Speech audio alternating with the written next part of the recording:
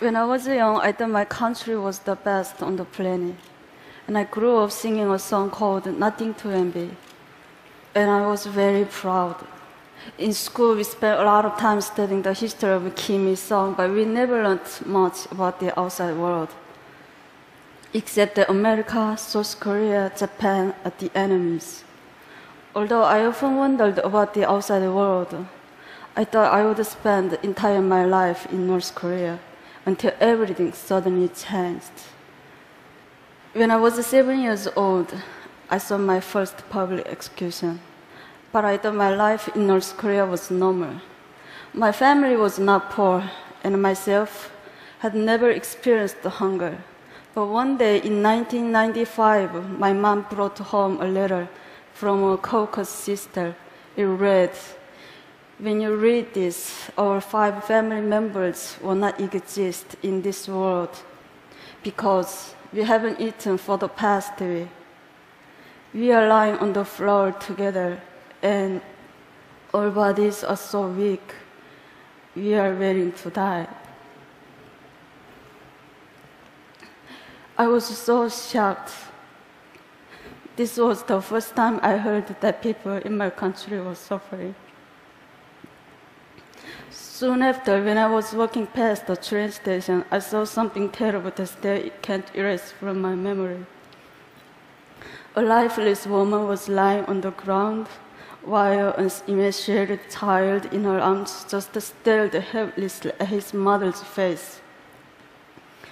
But nobody helped them because they were so focused on taking care of themselves and their families. A huge famine hit North Korea in the mid-1990s. Ultimately, more than 1 million North Koreans died during the famine, and many only survived by eating grass, bugs, and tree bark. Power outages also become more and more frequent, so everything around me was completely dark at night, except for the Sea of Lights in China, just across the river from my home. I always wondered why they had lights, but we didn't. This is a satellite picture showing North Korea at night compared to neighbors. This is the Amno River, which serves as a part of the border between North Korea and China. As you can see, the river can be very narrow at certain points, allowing North Koreans to secretly cross. But many dying. Sometimes I saw dead bodies floating down the river. I can't reveal many details how I left North Korea, but I only can say that during dark years of the famine, I was sent to China to live with distant relatives. But I only thought that I would be separated from my family for a short time. I could have never imagined that it would take 14 years to live together. In China, it was hard living as a young girl without my family. I had no ideas what life was going to be like as North Korean refugees. But I soon learned it's not only extremely difficult, it's also very dangerous. Since North Korean refugees are considered in China as illegal migrants, so I was living in a constant fear that my identity could be revealed and I'd be repatriated to a horrible fate back in North Korea. One day, my worst nightmare came true when I was caught by the Chinese police and brought to the police station for interrogation. Someone had accused me of being North Korean, so they tested my Chinese language abilities and asked me tons of questions. I was so scared. I thought my heart was going to explode. If anything seemed unnatural, I could be imprisoned and repatriated. I thought my life was over. But I managed to control all the emotions inside me, answer the questions. After they finished questioning me, one officer said to another, "This was a false report. She's not North Korean." And they let me go. It was a miracle. Some North Koreans in China seek asylum in foreign embassies, but many can be caught by the Chinese police and repatriated.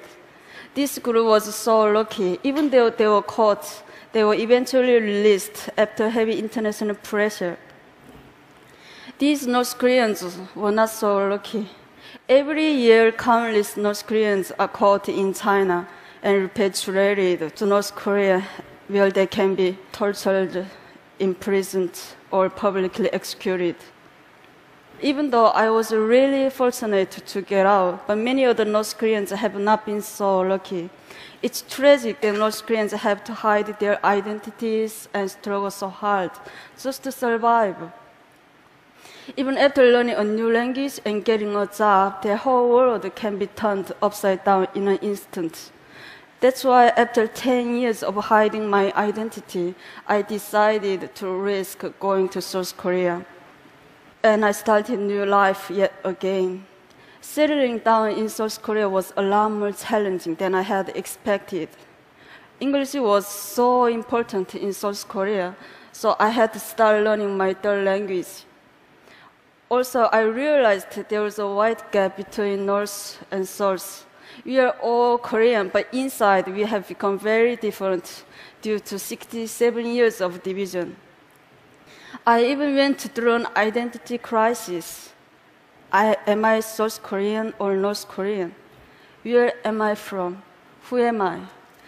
Sadly, there was no country I could proudly call my own. Even though adjusting to life in South Korea was not easy, but I made a plan. I started studying for university entrance exam. Just as I was starting to get used to my new life, I received a shocking phone call.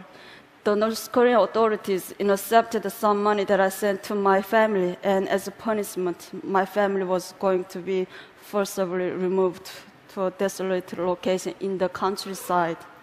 They had to get out quickly. So I started planning how to help them escape. North Koreans have to travel incredible distances on the path to freedom. It's almost impossible to cross the border between North Korea and South Korea.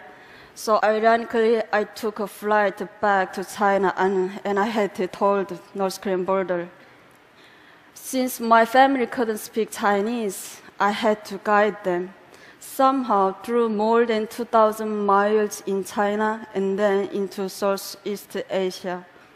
The journey by bus took 1 week and we were almost caught several times.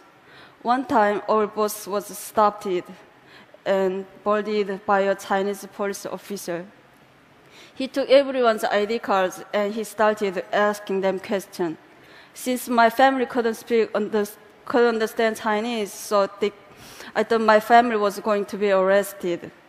As the Chinese officer approached my family, I impulsively stood up and I told him that these are deaf and dumb people that I was chaperoning. He looked at me with suspiciously, but luckily he believed me. We made it all the way to the border of Laos, but I had to spend almost all of my money to bribe the border guards in Laos. But even after we got past the border, my family was arrested and jailed for illegal border crossing. After I paid the fine and bribe, my family was released in 1 month. But soon after, my family was arrested and jailed again in the capital of Laos. This was one of the lowest points in my life. I did everything to get my family to freedom, and we came so close. But my family was thrown in a jail just a short distance from the South Korean embassy. I went back and forth between the immigration office and the police station, desperately trying to get my family out. But I didn't have enough money to pay bribe or fine anymore. I lost all hope. At the moment, I heard one man's voice ask me, "What's wrong?" I was so surprised. that a total stranger cared enough to ask. In my broken English and with a dictionary, I explained the situation, and without hesitating, the man went to the ATM, and he paid the rest of money for my family and 2 other North Koreans to get out of jail. I thanked him with all my heart, and I asked him, "Why are you helping me?" "I'm not helping you," he said. "I'm helping North Korean people." I realized that this was a symbolic moment in my life. The kind stranger symbolized new hope for me and the North Korean people when we needed it most.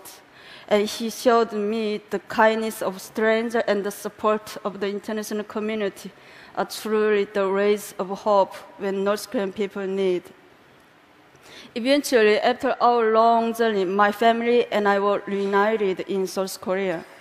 But getting to freedom is only half the battle. Many North Koreans are separated from their families, and when they arrive in a new country, they start with little or no money. So we can benefit from international community for education, English language training, job training, and more. We can also act as a bridge between the people inside North Korea and the outside world, because many of us stay in contact with family members still inside, and we send information and money that is helping to change North Korea from inside. I've been so lucky to receive so much help and inspiration in my life, so I want to help give aspiring North Koreans a chance to prosper with international support. I'm confident that we will see more and more North Koreans succeeding all over the world, including the TED stage. Thank you.